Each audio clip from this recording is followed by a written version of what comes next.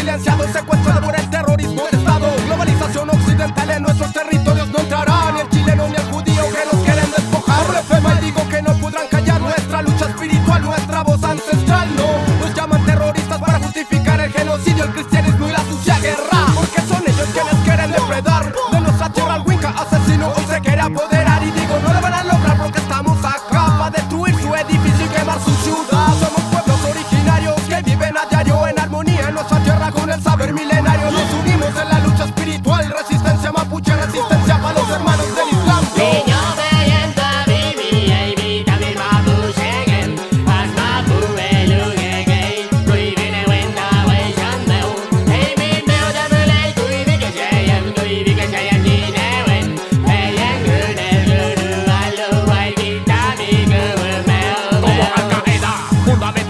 En esta nuestra guerra atacaremos sin dudar al Winca como fiera. Son ellos los que vienen a invadir nuestra tierra. Los estados chilenos y judíos son los que buscan guerra. Los que antes eran víctimas hoy son sicarios. Ellos dan licencia para matar a mis hermanos. Persecución racial para depredar nuestra mapuche. Se llenan la boca con derechos humanos. Nos llaman terroristas por nuestra convicción. La oficina y el Pentágono planean la represión. Mapuche y musulmán, mira, entramos en acción con la unión mapuchista para liberar nuestra nación. Así que ojo por ojo, mira diente por diente. La ley del talio para los delincuentes de Occidente. Parásitos asesinos infestados con la muerte arde.